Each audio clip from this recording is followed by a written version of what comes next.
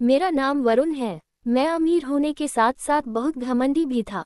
मेरे पिता का शहर में नाम ही नहीं हुक्म चलता था। यूनिवर्सिटी में मेरा रोब कुछ ऐसा था कि प्रोफेसर भी मेरी आंखों में आंखें डालकर बात नहीं करते थे और स्टूडेंट मेरे साय से भी डरते थे। मैं और मेरे कुछ खास दोस्त जो मेरे इशारों पर चलते थे। यूनिवर्सिटी की हर नई खास एंटी का स्वागत करने का अपना अंदाज रखते थे। हम लोग रेगिंग किया करते थे, जिसमें हमें खूब मजा आता था। एक दिन वह अपने दोस्तों के साथ यूनिवर्सिटी के कैंपस में बैठा हुआ था।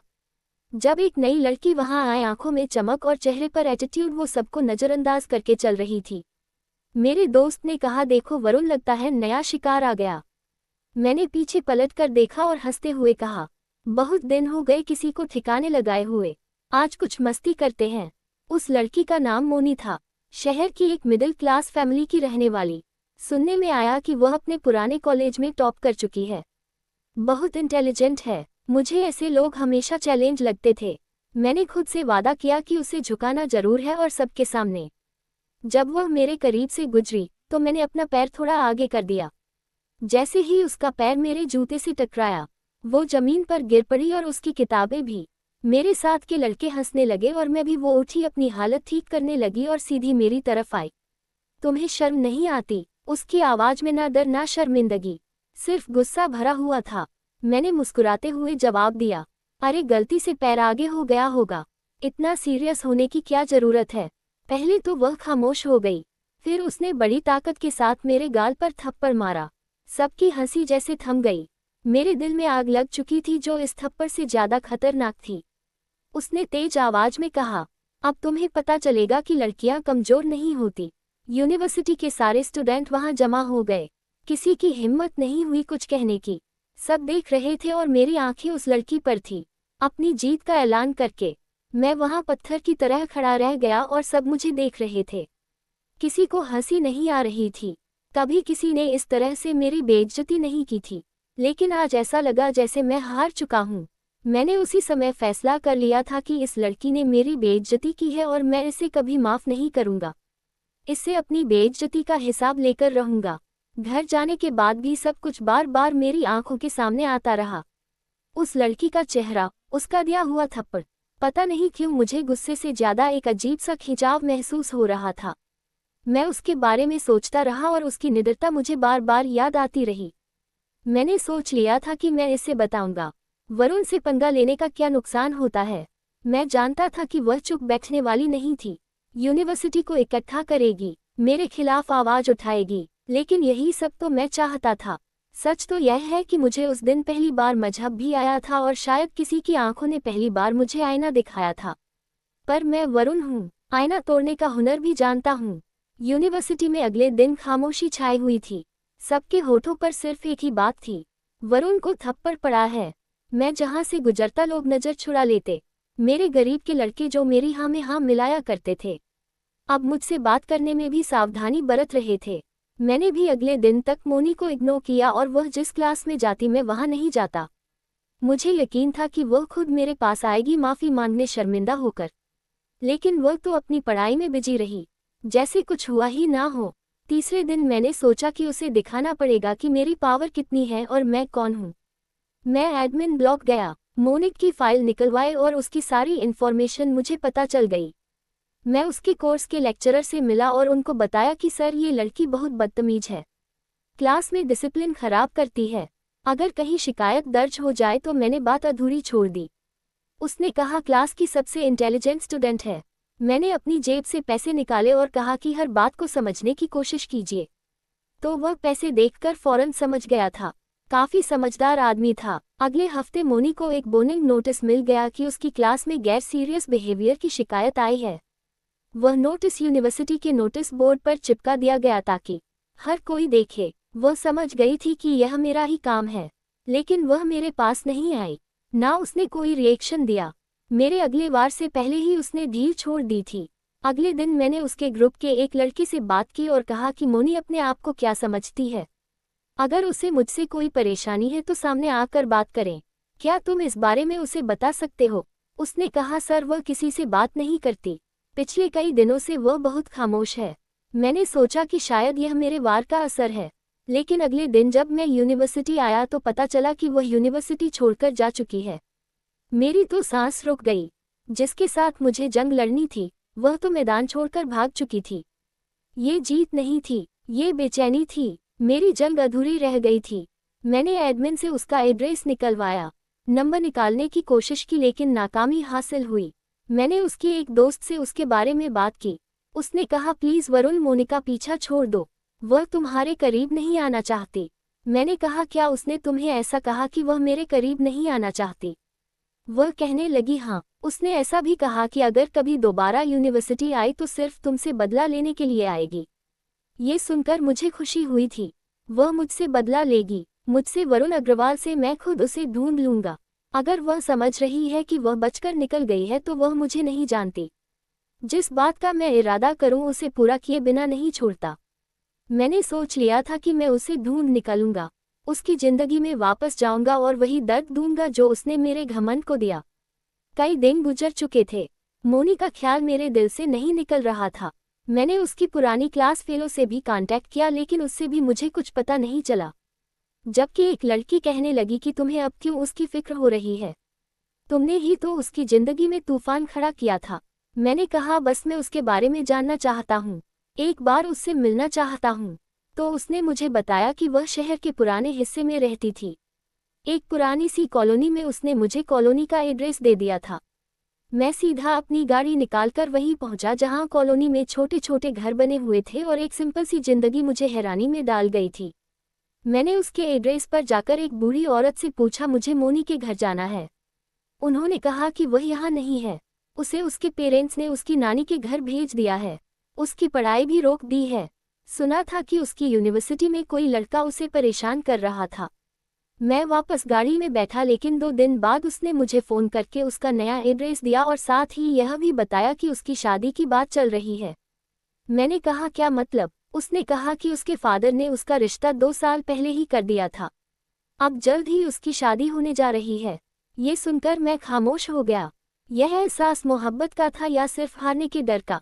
मैं बस इतना जानता था कि वह किसी और की ना हो। मैंने फैसला किया कि एक बार फिर मैं उससे मिलूंगा। मैं उसके मोहल्ले में गया, दरवाज़ा खटखटाया तो एक बड़ी उम्र की औरत ने दरवाज़ा खोला। मैंने कहा मुझे मोनी से मिलना है, मैं उसकी यूनिवर्सिटी का दोस्त हूँ। उन्होंने शक भरी नज़र से मुझे देखा, कहने लगी वह घर में नहीं है। मैंने कहा आप उसे बता देना कि वरुण आया था, वह खुद समझ जाएगी। मैंने सोचा अगर वह सच में मेरे लिए कुछ खास महसूस करती है तो मुझसे कांटेक्ट जरूर करेगी और नहीं करेगी तो सब कुछ खत्म हो जाएगा। मुझे उसके पड़ोस में रहने वाली एक लड़की कॉलेज में मिली, तो मैंने उससे पूछा क्या सच में मोनी की शादी होने जा रही है? उसने कहा हाँ वरुण, ये सब कुछ तुम्हारी वजह से हुआ है। उसके पेरेंट्स को जब कॉलेज में होने वाली हरकतों के बारे में पता चला तो उन्होंने बदनामी के डर से फौरन अपनी बेटी की शादी करने का फैसला कर लिया। मैंने कहा उसका रिश्ता 2 साल से तय था, क्या वह उस लड़की से मोहब्बत करती थी या सिर्फ परिवार के दबाव में आकर शादी कर रही है? उसने कहा परिवार के दबाव में आकर शादी हो रही है। मोनी तो अभी आगे और बढ़ना चाहती थी। मैं ये सुनकर शर्मिंदा हुआ। बेचारी की शादी उसकी जिंदगी की सबसे बड़ी सजा बनने जा रही थी। शादी की खबर सुनने के बाद मैं सुकून से नहीं बैठ सका। मैंने अपने घर पर बोल दिया कि मुझे मोनी से शादी करनी है। डैड ने हैरान होकर कहा तुम एक मिडिल क्लास लड़की से शादी करना चाहते हो, ये जिद है या फिर कोई और वजह है? मैंने कहा ये दिल की बात है, मैं सिर्फ उससे शादी करना चाहता हूँ। डैड कहने लगे तुम पागल हो गए हो क्या? हमारी इज्जत दांव पर लगाकर तुम उस लड़की के पीछे पागल हो गए हो। मैं उठकर अपने कमरे में आ गया। मुझे आइडिया था कि यह सब आसान नहीं होगा, लेकिन मैं पीछे हटने वाला नहीं था। मुझे पता चला कि अगले हफ्ते की 4 तारीख को मोनी की शादी तय हो गई है। अगले ही दिन मैंने उसे उसके घर के करीब वाले बाजार में देखा। वह अपनी माँ के साथ शॉपिंग कर रही थी। जब उसकी माँ किसी दूसरी दुकान में गई तो मैंने फौरन उसका रास्ता रोक लिया। वह नजरें चुराकर पीछे करने लगी। मैंने उसका हाथ पकड़ लिया और कहा प्लीज मेरी बात सुनो। उसने मुझे नजर उठाकर देखा और कहने लगी तुम यहाँ क्यों आए हो और यह क्या बदतमीजी है? मेरा हाथ छोड़ो। मैंने कहा तुमसे मोहब्बत करता हूँ इसीलिए आया हूँ, प्लीज तुम यह शादी मत करो, मैं बदल चुका हूँ। उसने मुस्कुराते हुए कहा बदल गए हो? जब तुमने मुझे नीचा दिखाया तब ये ख्याल नहीं आया। तुम्हें मेरी इज्जत का तमाशा बनाने में खुशी मिली थी और आज तुम मुझसे मोहब्बत की बात कर रहे हो। मैंने कहा, मैं जानता हूँ मुझसे गलती हुई है, लेकिन मैं खुद को सजा दे चुका हूँ। तुम्हारे बिना रहना मेरे लिए नामुमकिन है। वह खामोश रही, फिर कहने लगी, मेरे लिए सब कुछ खत्म हो चुका है। फिर वह चली गई और मैं काफ़ी देर तक वहीं खड़ा रह गया। फिर मैंने अगले दिन मोनी के दोस्त के हाथों उसे एक मैसेज भिजवाया कि अगर तुमने मुझसे शादी नहीं की तो मैं अपनी जान ले लूँगा। ये धमकी नहीं, हकीकत है, क्योंकि मेरे पास इसके अलावा कोई दूसरा रास्ता नहीं बचा। लेकिन कोई जवाब ही नहीं आया। उसकी शादी का दिन करीब आ रहा था। शादी की रात मैंने फैसला कर लिया कि मैंने जो कहा था मैं वही करूँगा। मैंने अलमारी से नींद की गोलियां निकाली और पानी के साथ सारी की सारी निगल ली। मैं बेहोश होकर जमीन पर गिर गया। जब मेरे घर वालों ने मुझे देखा तो मुझे फौरन अस्पताल ले गए। डॉक्टर ने कहा, अगर देर हो जाती तो शायद आपका बेटा जिंदा ना होता। मेरे पेरेंट्स बहुत परेशान थे और रो रहे थे। मैं उठती उनका इकलौता बेटा था। मैं अस्पताल के बिस्तर पर लेटा हुआ था। मोनी को भी यह खबर मिल चुकी थी कि वरुण ने तुम्हारे लिए अपनी जान देने की कोशिश की है। अस्पताल के कमरे में जब मेरी आंख खुली तो मुझे मेरे एक दोस्त ने मोनी की शादी की फोटो दिखाई। लाल कपड़ों में बिल्कुल खामोश झुकी हुई नज़र के साथ वह किसी और की हो चुकी थी। मैंने नज़र फेर ली। अस्पताल से घर आने के बाद मेरे आसपास का माहौल बदल गया था। मेरे पेरेंट्स की नज़र मुझ पर ज़्यादा गहरी हो गई थी, लेकिन मैं खामोश था। ना दोस्तों से मिल रहा था, ना घर वालों से बात कर रहा था। मुझे कहीं भी सुकून नहीं आ रहा था। खुद को बिजी रखने के लिए मैंने डैड का बिजनेस ज्वाइन कर लिया। बिजनेस जॉय करने से मेरे पेरेंट्स बहुत खुश हुए थे। उन्हें लगा था कि मैं जिंदगी की तरफ लौटने लगा हूँ। क्यों? ऑफिस का माहौल मेरे लिए नया था। मैं कामों में बिजी रहने की कोशिश करता था, लेकिन ध्यान कहीं और चला जाता। एक दिन मैं अपने कैबिन में बैठा हुआ था। जब ये कपल मेरे कैबिन के अंदर आए, उन्हें देखकर मेरे होश उड़ गए। वह मोनी थी अपने पति के साथ। उसके पति के चेहरे पर मुस्कुराहट थी, लेकिन उसकी नज़रें झुकी हुई थी। ऐसा लग रहा था जैसे लड़का बहुत खुशमिजाज है, लेकिन मोनी खुश नहीं है। मैंने खुद को संभाला। मोनी मुझे पहचान चुकी थी। उसका हस्बैंड मेरे साथ बिजनेस डील करने के लिए आया था। हम लोग की काफ़ी देर तक बातचीत हुई, जिसमें वह बार बार सारे डिस्कशन मोनी से कर रहा था और मोनी जैसा कह रही थी वह वैसा ही कर रहा था, मगर वह मुझसे बात नहीं कर रही थी। मुझे मोनी के हस्बैंड की सारी इन्फॉर्मेशन मिल गई थी। वह एक कामयाब बिजनेसमैन था, एक ईमानदार और खानदानी परिवार से बिलोंग करता था।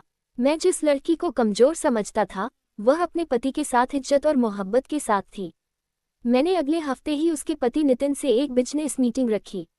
मकसद सिर्फ एक था, उसे करीब से जानना, और अब तो हम लोग एक साथ काम करने वाले थे। मीटिंग में वह खुलकर बात करता रहा और अपने प्रोजेक्ट के सपने बता रहा था। मैं उसकी बातें सुनता रहा, लेकिन अंदर ही अंदर किसी और जंग में उलझा हुआ था। वह होगा तो मैंने कहा, नितिन जी, आपकी वाइफ बहुत खुशनसीब है जिसे आप जैसा हमसफ़र मिला। उसने कहा, नहीं, खुशनसीब तो मैं हूँ जिसे इतनी ईमानदार पत्नी मिली है। मेरी पत्नी बहुत अच्छी है। ये सुनकर मेरा दिल डूब गया था। मोनी का नाम किसी और के साथ गर्व से जुड़ा सुनना मेरे लिए किसी तकलीफ से कम नहीं था। मैं जान चुका था कि दोबारा मोनी को अपनी जिंदगी में लाना है तो सही रास्ते तक पहुंचना होगा। उसके इर्द गिर्द की दीवारों को कमजोर करना पड़ेगा, और उन दीवारों में सबसे मजबूत उसका पति था। उसके पति का भरोसा तोड़ना था। मैंने नितिन के साथ काम के बहाने ज़्यादा वक्त गुजारना शुरू कर दिया था। मैं मीटिंग में थोड़ी बहुत घरेलू बातों से शुरुआत करता, धीरे धीरे पर्सनल बातों की तरफ रुख मोड़ लेता। वह बेफिक्र इंसान था, बातों में जल्दी आ जाता था। एक दिन मैंने उससे पूछा, तुम्हारी शादी को कितना समय हुआ है? उसने बताया कि अभी सिर्फ 6 महीने हुए हैं। मैंने कहा, मोनी कैसी पत्नी है? वो मुस्कुराकर कहने लगा, बहुत समझदार है, लेकिन खामोश बिहेवियर की है, ज़्यादातर अपनी बातें दिल में रखती हैं। मैंने कहा, ये तो अच्छी बात है, लेकिन कभी कभी खामोशी बहुत कुछ छुपा भी लेती है। मैंने बात को अधूरा छोड़ दिया। उसने चौंक कर मेरी तरफ देखा, कहने लगा, क्या मतलब है? मैंने कहा, कुछ नहीं, बस ऐसे ही।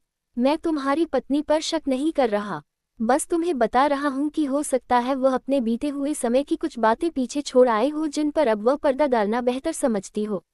नितिन खामोश हो गया। मैंने जल्दी से टॉपिक बदला। मैं उसके दिल में शक का बीज बो चुका था। एक दिन मैंने अपने ऑफिस के कैंटीन में नितिन को अकेला बैठा हुआ देखा।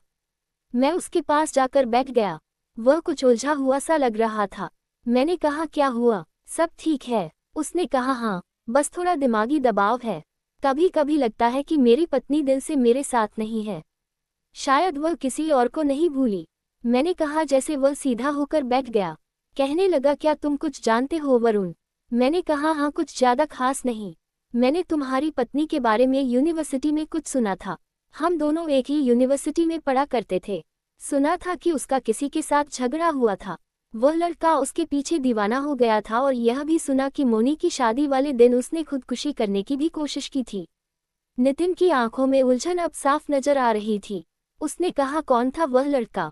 मैं हंसने लगा। मैंने कहा, यार छोड़ दो, वह बातें पुरानी थी और मैं नहीं चाहता कि तुम दोनों के बीच शक पैदा हो जाए। वह शब्द थे जिन्होंने उसके दिल में शक का कांटा गाड़ दिया था। अगले कुछ दिनों में मैं नितिन के साथ और बातें करनी शुरू कर दी, जिस पर नितिन ने भी बताया कि हाँ, मुझे भी अपनी पत्नी उलझी उलझी सी लगती है। लेकिन मैंने उसे कहा कि याद है, तुमने मुझे बताया था कि तुम्हारी पत्नी मोबाइल बहुत कम इस्तेमाल करती है। इसका मतलब है कि वह सावधान हो गई है। मैं जानता था कि नितिन बहुत जल्द भरोसा कर लेने वाला इंसान है, लेकिन वही लोग जब धोखा महसूस करते हैं तो सबसे ज्यादा टूटते हैं। कुछ दिन बाद नितिन ने ऑफिस में मुझसे कहा, वरुण, तुम्हारे पास मोनी की यूनिवर्सिटी की कोई फोटो या खबर है? मैं जानना चाहता हूं कि सच में कुछ था या नहीं। मैं तो वैसे भी इस मौके का इंतजार कर रहा था। मैंने अपनी पुरानी फाइल्स में से एक ग्रुप फोटो निकाला जिसमें मोनी और मैं एक ही लाइन में खड़े हुए थे। फोटो मामूली थी, लेकिन वक्त और माहौल ने उसे खास बना दिया था। मैंने कहा, ये तो बस एक मेमोरी है, बाकी तुम खुद अंदाजा लगा सकते हो। उसी शाम मुझे पता चला कि मोनी और नितिन के बीच झगड़ा हुआ है। नितिन ने उससे सवाल किए। वह सफाई दे रही थी, मगर शक एक बार जन्म ले ले तो हर सच को भी झूठा बना देता है। अगले दिन वह ऑफिस आया तो उसने मुझे बताया कि वरुण, तुम ठीक कह रहे थे। शायद मैंने उस पर जल्दी भरोसा कर लिया था। वह जरूर मुझसे कुछ छुपा रही है। उसके बाद मैंने 2 दिन के बाद मोनी को अकेला पार्किंग लॉट में देखा। वह गाड़ी में बैठी हुई थी। उसकी आंखों में आंसू थे। शायद उन दोनों का दोबारा से झगड़ा हुआ था। दूर से उसे देखकर मैंने सोचा, ये तो अभी शुरुआत है, आगे आगे क्या होता है ये तो वक्त बताएगा। अगले दिन नितिन मेरे कैबिन में दाखिल हुआ। चेहरे पर थकावट, हाथ में फाइल। उसे मेज पर रखने के बजाय मेरे सामने खड़ा रहा। उसने कहा, नहीं, तुम समझते हो कि कुछ लोग शादी के काबिल नहीं होते। ये सारे छोटे। मैंने आंख उठाकर उसे देखा तो वह कुर्सी पर बैठ गया। फिर धीरे से कहने लगा, कल रात मैंने मोनी को छोड़ दिया, उसे डिवोर्स भी दे दिया। ये सुनकर मुझे एक अजीब सा सुकून मिला था। बड़ी मुश्किल से मैंने उसके सामने अपनी खुशी को कंट्रोल किया। मैंने कहा, मैं जानता हूँ तुमने सोच समझकर फैसला किया होगा, मगर तुम परेशान मत हो। उसने कहा, तुम्हारे बताए हुए इशारे ठीक थे और मेरे अपने शक, इन सब ने हमें ऐसी हद तक पहुंचा दिया था जहां वापसी का रास्ता मुमकिन ही नहीं रहा। मेरी पत्नी के बिहेवियर में हमेशा मुझसे दूरी थी। वह मेरे साथ थी, लेकिन उसका दिल कहीं और था। मैंने कहा, तो फिक्र मत करो, मैं तुम्हारे साथ हूँ। अगर कभी मदद की जरूरत हो तो मुझे याद जरूर करना। उसने कहा, नहीं, अब किसी चीज की जरूरत नहीं, मैंने फैसला कर लिया है। इतना कहकर वह उठकर चला गया था। मैंने सोचा कि अब मोनी आज़ाद है, अब मुझे वक्त बर्बाद नहीं करना चाहिए। वो लम्हा आ चुका था जिसका मैं महीनों से इंतजार कर रहा था। एक बार फिर मैंने अपने पेरेंट्स के सामने मोनी की बात छेड़ी और उनको बता दिया कि अब उसकी डिवोर्स हो चुकी है। मैं उसे अपना नाम देना चाहता हूँ। मेरे पिता ने जोर से टेबल पर हाथ मारा और कहने लगे, ये तुमने क्या ड्रामा बना रखा है? इस दुनिया में लड़कियां खत्म हो गई हैं क्या जो तुम उसके ही पीछे पड़े हुए हो? लेकिन मेरी आंखों में आंसू देखकर वह लोग समझ गए थे कि उनका बेटा इस लड़की के लिए कितना सीरियस है। एक बार तो पहले ही मैं उसके लिए खुदकुशी करने की कोशिश कर चुका हूँ। वह अब दोबारा नहीं चाहते थे कि मैं फिर से ऐसा करूं। इसीलिए मेरे पेरेंट्स उसके घर रिश्ता लेकर चले गए। उनसे कहा कि हम अपने बेटे का रिश्ता लेकर खुद आपके घर चलकर आए हैं। हम चाहते हैं कि आप खुशी खुशी इस रिश्ते के लिए हाँ कर दें। वह लोग थोड़े उदास थे। वहां पर मोनी भी मौजूद थी। उसके माता पिता ने कहा कि हम एक बार अपनी बेटी की मर्जी जानना चाहते हैं कि वह क्या चाहती है। मोनी को बुलाया गया। उसे पूछा गया तो उसने सर झुकाकर धीरे से कहा, अगर मेरे पिता ऐसा ही चाहते हैं तो मुझे कोई ऐतराज नहीं है। ये सुनकर मुझे अपनी जीत पूरी होती हुई महसूस हुई। मुझे तो सिर्फ उसके साथ शादी करनी थी। फिर उसके पिता भी मान गए और उन्होंने रिश्ते के लिए हाँ कर दी। आखिरकार उनकी बेटी के लिए इतने अमीर घर के बेटे का रिश्ता आया था। वह तो अपनी बेटी को बहुत भाग्यशाली समझ रहे थे। उन्होंने शादी से पहले मुझसे कहा, बेटा हम तुम पर भरोसा करके अपनी बेटी दे रहे हैं, तुम इस रिश्ते को इज्जत से निभाना। हमारी शादी की तारीख पक्की हो चुकी थी। शादी से पहले मैंने मोनी को मैसेज किया। पहला मैसेज, मैं तुम्हारे बिना नहीं जी सकता था, तुम्हारी खामोशी ने मुझे जिता दिया, बस थोड़ा और सब्र, तुम अब मेरी होने वाली हो।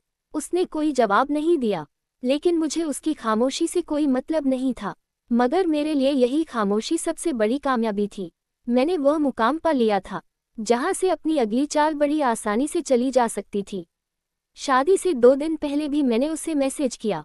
कभी सोचा भी नहीं था कि तुम मेरी जिंदगी में इस तरह वापस आ जाओगी। इस बार सब कुछ ठीक होगा। जवाब अगले दिन आया कि बस यही प्रार्थना है कि जो कुछ हुआ उसके आगे बेहतर हो।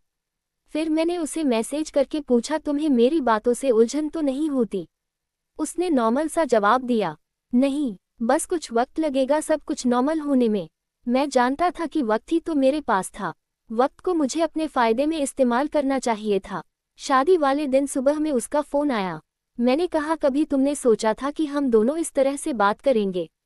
उसने कहा, नहीं सोचा था, लेकिन अब चीज़ वक्त के साथ बदल चुकी है। उसकी बातों से लग रहा था कि वह भी मुझसे मोहब्बत करने लगी है। उसने तो इतना भी कह दिया था कि मुझे सच में लगता है कि तुम बदल गए हो।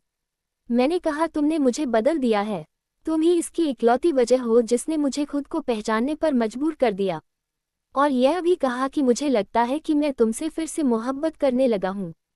जितना वह नर्म हो रही थी, उतना ही मेरा प्लान सख्त हो रहा था। फिर शाम को बारात ले जाने का वक्त आ गया था। शादी सिंपल तरीके से हुई थी, लेकिन मैं अच्छे से तैयार होकर गया। मेरा एक दोस्त जो मेरे साथ मेरी शादी में मौजूद था, मैंने उससे कहा, देखा तुमने, आज वही लड़की जिसने कभी मुझे थप्पड़ मारा था पूरी तरह से मेरे काबू में है। उसने हंसते हुए कहा, वाह वरुण यार, तुमने तो कमाल ही कर दिया, मगर तुमने बेचारी का दिल तोड़ दिया। मैंने कहा, अभी दिल कहाँ तोड़ा है, अभी तो सिर्फ मोहब्बत का खोल चढ़ाया है। दिल तो उस दिन तोड़ूंगा जब वह सोचेगी कि वह सच में खुश है और मैं उससे वह सब कुछ छीन लूंगा। मेरी हर मुस्कुराहट, हर वादा मोहब्बत से भरा हुआ था।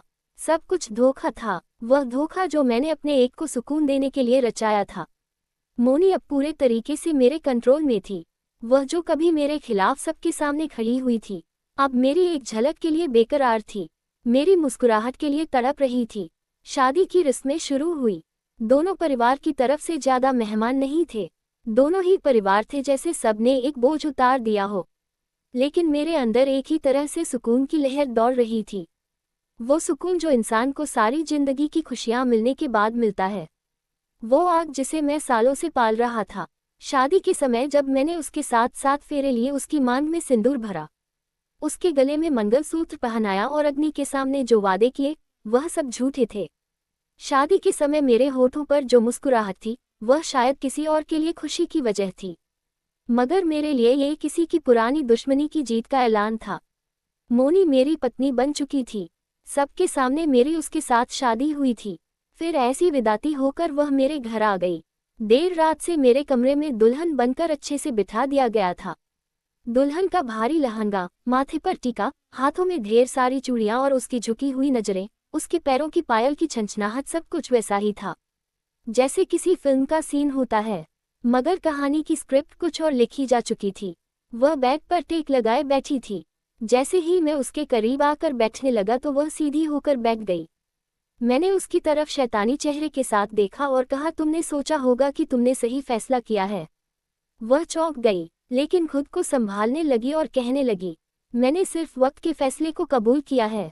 मैंने हंसते हुए कहा, नहीं वक्त नहीं, तुमने मेरी मर्जी को कबूल किया है और आज मैं तुम्हें वह गिफ्ट देने वाला हूँ जो शायद किसी पति ने अपनी पत्नी को नहीं दिया होगा। उसके चेहरे पर ढेर सारे सवाल थे। उसने कहा, क्या मतलब है आपका? तो मैंने भी हंसते हुए कहा, अरे मैं मुंह दिखाई की बात कर रहा हूँ।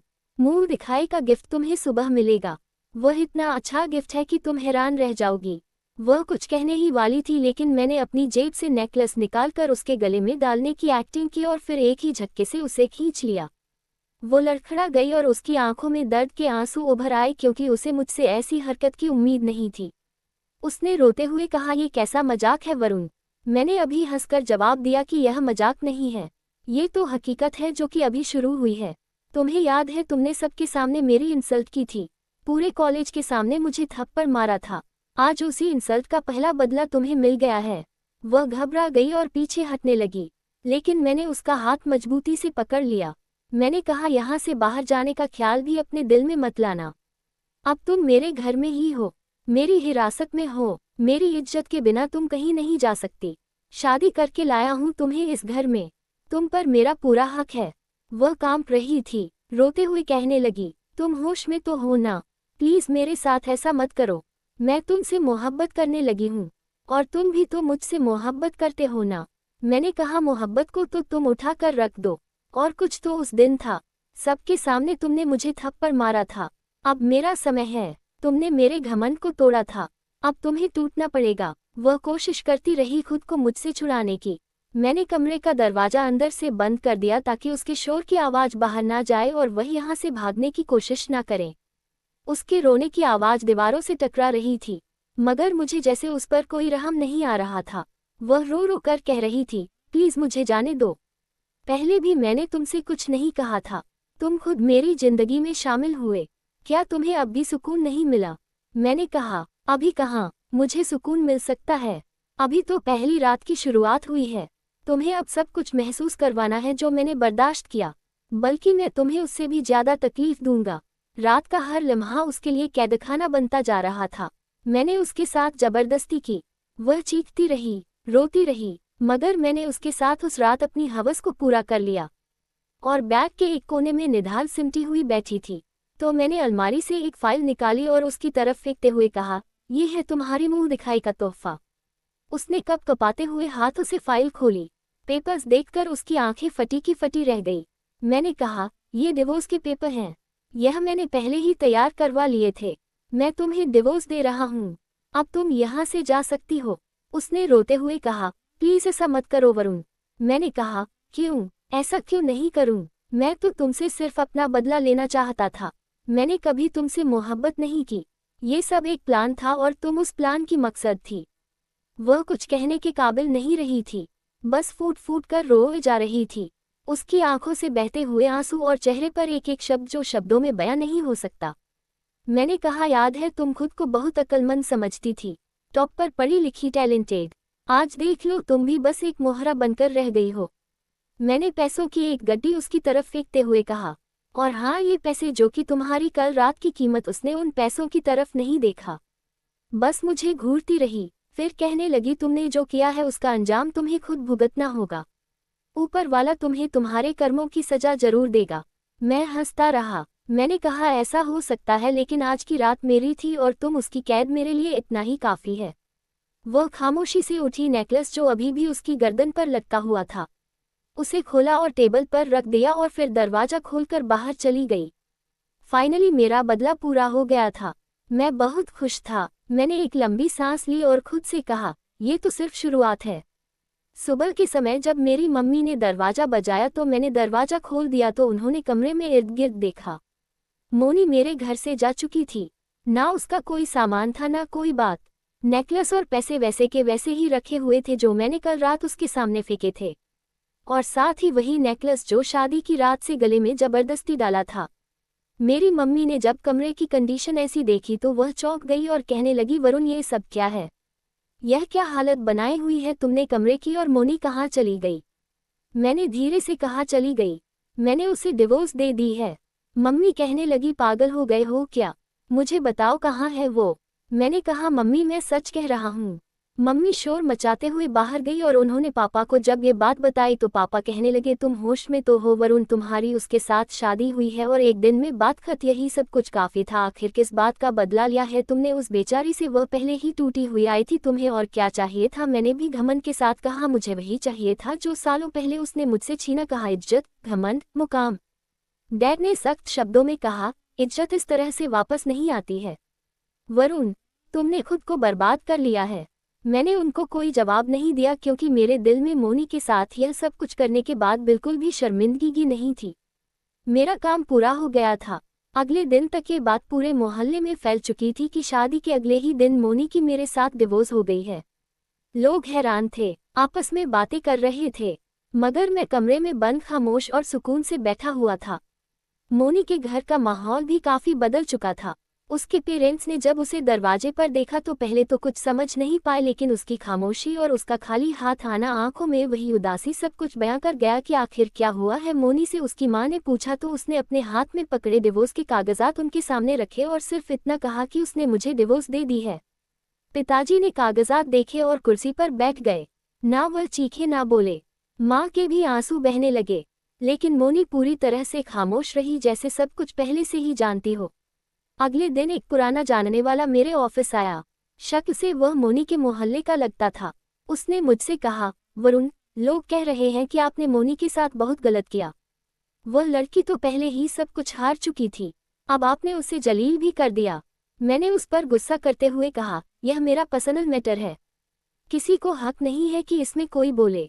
उसने कहा, आप ठीक कह रहे हैं, लेकिन कभी कभी पर्सनल फैसले दूसरों के लिए भी बर्बादी का सबब बन जाते हैं। वह उठा और इतना कहकर चला गया, लेकिन उसकी बात मेरे दिमाग में बस गई थी। शाम को मैंने ऑफिस से वापसी पर सड़क के किनारे एक छोटे से चाय के होटल में गाड़ी रोकी। वहां बैठे कुछ लड़के हंसी मजाक कर रहे थे। मेरे साथ ही मैंने नोटिस किया कि मोनी के बारे में भी बातें कर रहे थे। सुना है कि बड़े बिजनेसमैन वरुण ने मोनी को अगले ही दिन तलाक दे दी है। बेचारी कुछ नहीं बोली, घमंड तोड़ दिया बस। मैंने उनकी बातें सुनी और चुपचाप चाय पीकर वापस आ गया। लोगों की जुबान पर जो बात मैं चाहता था वह आ चुकी थी, लेकिन ना जाने क्यों अब इन बातों में मुझे कोई खुशी महसूस नहीं हो रही थी। मुझे ऐसा लग ही नहीं रहा था कि मैं जीत गया हूँ।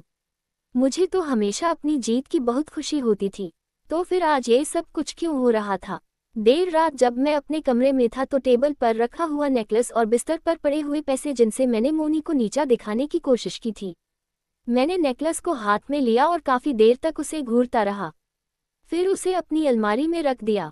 अगली सुबह एक लेटर मेरे नाम आया, जिस पर कोई नाम नहीं था कि किसने भेजा है, ना कोई सिग्नेचर थे, सिर्फ एक सिंपल सा इनवेल्प था। मैंने उसे खोलकर देखा तो उसके पेपर पर लिखा हुआ था, मैं गई नहीं, तुमने खुद को खो दिया है। तुम्हें लगा तुमने मुझे जीत लिया, तुम जीत गए, मगर तुम्हारे दिल में अब भी वही खालीपन है। तुम कभी नहीं जीत सकते, जैसे तुमने मुझ पर थूकने की कोशिश की। तुम जीते नहीं, सिर्फ अकेले रह गए हो। मुझे उस लेटर को देखकर बहुत गुस्सा आया। जरूर वो मुझे मोनी ने ही भेजा होगा। पहले तो मैंने गुस्से में उसे अपनी मुट्ठी में मरोड़ दिया, फिर मुट्ठी खोलकर उसको फाड़ कर फेंक दिया, लेकिन वह शब्द मेरे दिमाग में बस कर रह गए थे। 2 दिन बाद मेरे डैड ने मुझसे कहा, तुमने जिस बुनियाद पर यह रिश्ता बनाया और उसे खुद ही तोड़ दिया, उसका अंजाम अब क्या होगा। मैंने कहा, डैड, मुझे अंजाम की फिक्र नहीं है और वह रिश्ता अब खत्म हो चुका है। उसकी कहानी मेरे लिए बंद हो गई है। लेकिन ना जाने क्यों मेरा दिल अंदर से खुश नहीं था और गवाही नहीं दे रहा था कि मैं जीत गया हूँ, और उस जीत में भी जश्न का कोई लम्हा नहीं था। मोनी तो खामोशी से चली गई। उसकी आंखों ने जो कुछ नहीं कहा, मैं वह सब कुछ सुन रहा था। कुछ महीने इसी तरह से गुजर गए। मोनी तो कभी वापस नहीं आई, ना मुझे उसकी कोई खैर खबर मिली, लेकिन उसकी खामोशी मेरे इर्द गिर्द उदासी छोड़ गई थी। एक दिन ऑफिस के एक प्रोजेक्ट के सिलसिले में मुझे अमेरिका जाना पड़ा। वहाँ का माहौल मेरे लिए नया था, क्योंकि मैं पहली बार वहाँ गया था। लेकिन सुकून था, मेरे दिल को तसल्ली थी कि मैं पीछे काफ़ी कुछ छोड़ आया हूँ। यहाँ मुझे अपने बिजनेस पर ध्यान देना है।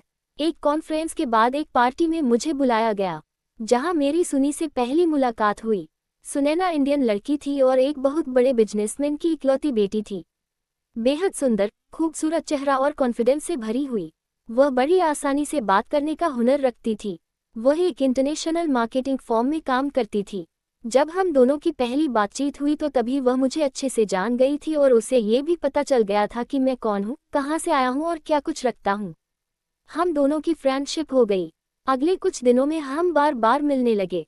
मैंने उसे अपनी पहली शादी के बारे में बता दिया था, लेकिन हकीकत छुपाने के बाद सारी गलती मैंने मोनी पर ही डाल दी थी। मैंने उसे विश्वास दिलाया और कहा कि मैं चाहता हूँ सब कुछ पीछे छोड़ दूँ। मैं एक नई जिंदगी शुरू करना चाहता हूँ, जहाँ कोई पुराना जख्म ना हो। मैंने उसके साथ कुछ ऐसे ही इमोशनली बातें करनी शुरू कर दी। स्वेना ने मेरी बात पर मुस्कुराकर जवाब दिया। उसने कहा, तो फिर देर किस बात की है, मैं तुम्हारी जीवन साथी बनने के लिए तैयार हूँ। मैं बहुत खुश हुआ था। मैंने अमेरिका में ही उसके साथ शादी कर ली और कुछ महीनों बाद उसे अपने साथ इंडिया ले आया। मेरे पेरेंट्स को जब इस बारे में खबर मिली, उनको बहुत गुस्सा आया। वह लोग मुझसे नाराज हो गए थे। उन्होंने कहा कि एक बार फिर से तुमने अपनी मर्जी से शादी कर ली, बिना हमसे पूछे। यहाँ तक कि इस बारे में तो तुमने हमें कुछ बताया भी नहीं। मम्मी ने गुस्से से कहा कि क्या हम तुम्हारे पेरेंट्स नहीं हैं? क्या हम नहीं चाहते कि तुम्हारी शादी हो? क्या हम तुम्हारी शादी एंजॉय नहीं करना चाहते? तुमने कभी हमें अहमियत ही नहीं दी बेटा। मैंने कहा, मम्मी, यह मेरा फैसला है। सुनैना मुझे बहुत पसंद है, वह मेरी जिंदगी है। डैड ने तो कुछ नहीं कहा क्योंकि उनको मुझ पर बहुत गुस्सा आ रहा था। वह खामोशी से कमरे से निकल गए। शुरू के दिन बिल्कुल ठीक गुजरे। सुने हर चीज में इंटरेस्ट रखती थी, बिजनेस के फैसलों में, जमीनों के पेपर्स में, बैंक बैलेंस चेक करने में। मुझे लगा शायद वह सिर्फ एक अच्छी पत्नी है जो मेरे साथ काम में हाथ बटाना चाहती है। लेकिन वह धीरे धीरे वह मुझसे हिसाब लेने लगी। उसने कोई भी फैसला लेते समय मेरी मर्जी जाननी बेहतर समझी ही नहीं। एक दिन मैंने उसे एक पार्टी के कागजात देखते हुए बताया। मैंने कहा, ये तुम क्या कर रही हो? उसने कहा, कुछ नहीं, बस देख रही हूँ कि तुम्हारे हिस्से के प्लॉट्स कितने हैं। मैंने कहा, क्यों? तो वह बोली, बस मैं जानना चाहती हूँ। अगर कभी हमारे बीच कुछ हो जाए तो मुझे सब कुछ पता होना चाहिए। मुझे ये बात नॉर्मल लगी, लेकिन शक का बीज मेरे दिल में पड़ चुका था। कुछ दिन बाद मैंने महसूस किया कि मेरे सिग्नेचर के बिना डॉक्यूमेंट्स पर कार्रवाई हो रही थी। मुझे पता चला कि सुनैना ने मुझसे चालाकी से कुछ डॉक्यूमेंट पर सिग्नेचर करवाए थे, जिनके जरिए उसने मेरे नाम की काफ़ी सारी प्रॉपर्टी अपने नाम करवा ली थी। मैं हैरान रह गया। एक दिन जब मैंने उसे अपने सामने बैठाकर सवाल किया था, वह बिल्कुल भी घबराई नहीं। कहने लगी, वरुण, तुम वही मर्द हो जिसे किसी औरत को सिर्फ तमाशा बनाकर छोड़ दिया था। तुम्हें क्या लगा तुम्हें कुछ नहीं होगा? तुम्हें लगता है औरत सिर्फ सहने के लिए बनी है? ये बदला है। तुमने मुझसे शादी सिर्फ पैसों के लिए की और मैंने तुमसे शादी तुम जैसे मर्द को उसके अंजाम तक पहुंचाने के लिए की। तुमने एक मासूम लड़की को बर्बाद कर दिया और अब समय है तुम बर्बाद हो जाओ। वह उठकर चली गई। मैं वहीं बैठा रहा जैसे किसी ने मेरे नीचे से कुर्सी खींच ली हो और मैं जमीन में जा गिरा हूँ। कुछ हफ्ते बाद कुछ ऐसा हुआ जो शायद किसी सपने का पलटा था। सुनैना ने मेरे सारे बैंक अकाउंट खाली कर दिए, जायदाद अपने नाम कर ली और एक दिन बिना बताए अमेरिका वापस चली गई। घर में सिर्फ वह सामान बचा हुआ था जो बैंक कब्जे में लेने वाला था। मेरे पेरेंट्स इस सदमे को बर्दाश्त न कर सके। पहले मेरे पिता अस्पताल पहुंच गए, फिर मेरी मां की तबीयत बिगड़ गई और एक ही महीने में दोनों इस दुनिया को छोड़कर चले गए। मैं उनका इकलौता बेटा जिसने उनकी हर बात को नज़रअंदाज किया, अब उनके बिना अकेला रह गया था और उनकी चिता को आग दे रहा था। मैंने जिंदगी में पहली बार किसी की चौखट के आगे बैठकर मांगना शुरू कर दिया था, हाथ फैलाना शुरू कर दिया था। वही लोग जो कभी मेरी ताकत से डरते थे, अब मुझ पर तरस खाकर मुझे पैसे थमाकर आगे बढ़ जाते थे। मैं दर दर की ठोकरें खा रहा था। मेरा सब कुछ बर्बाद हो चुका था। मैं सड़क पर आ गया था, कभी किसी के दरवाजे पर तो कभी मंदिर की सीढ़ियों पर मांगने के लिए बैठ जाता था। अब मुझे समय की अहमियत पता चली थी। गरीब लोग अपनी जिंदगी कैसे जीते हैं इस बात का अच्छे से पता चल गया था। मेरे सामने एक प्लास्टिक की खाली बोतल होती जिसमें लोग सिक्के या कभी कभी नोट डालकर चले जाते थे। कभी 2 रोटी, कभी चावल, तो कोई मुझ पर तरस खाकर अपने घर का बचा हुआ खाना मुझे दे जाता था। मेरी जिंदगी अब कुछ इसी तरह से चल रही थी। कभी कभी लोग मुझे पहचान भी लेते थे। एक बूढ़ा आदमी मेरे पास से गुजरा और कहने लगा, तुम तो वही शहर के बिजनेसमैन के बेटे वरुण हो ना? क्या दिन आ गया है जो इंसान कभी चमकती हुई गाड़ियों में घूमता था, आज सड़क पर गंदे हुलिये में बैठा हुआ है। मैंने उनको कोई जवाब नहीं दिया। पहले जो मैं लोगों से अपना बदला लेना जानता था, अब मुझ में सुनने की आदत हो चुकी थी। एक दिन शाम का समय था, अंधेरा धीरे धीरे करीब आ रहा था। मैं सड़क के किनारे बैठा हुआ था जब एक बड़ी गाड़ी आकर रुकी। बहुत महंगी गाड़ी थी। जैसे ही उसका दरवाजा खुला, एक मर्द और फिर दूसरी तरफ से एक औरत निकली। मैंने पहले इस मर्द को देखा, फिर इसके साथ खड़ी औरत को। वह मौनी थी। मेरे हाथ में पड़ी खाली बोतल अचानक छूटकर जमीन पर गिर गई। कुछ सिक्के लुढ़क गए, लेकिन मेरी निगाहें सिर्फ एक चेहरे पर जमी रही। वो बहुत सुकून सी लग रही थी, जैसे जिंदगी ने उसके सारे जख्मों पर मरहम रख दिया हो। उसने बहुत महंगे कपड़े पहने हुए थे। वह बहुत सुंदर लग रही थी। उसकी आंखों में चमक थी। वह इंसान उसका पति था। उसने उसका हाथ पकड़ रखा था। वह उसके साथ शॉपिंग करके आई थी। उन्होंने अपने हाथों में शॉपिंग बैग पकड़े हुए थे। वो उसके साथ साथ चल रहा था, जिसे दुनिया की हर खुशी मोनी के कदमों में रख देना चाहता हो। मोनी मेरे होठों से खुद बदम थी। वो पिघ गई थी, खुद उसका नाम निकल गया, लेकिन मेरी आवाज़ उस तक नहीं पहुंची थी। वह पास के ही एक बड़े स्टोर में गए थे।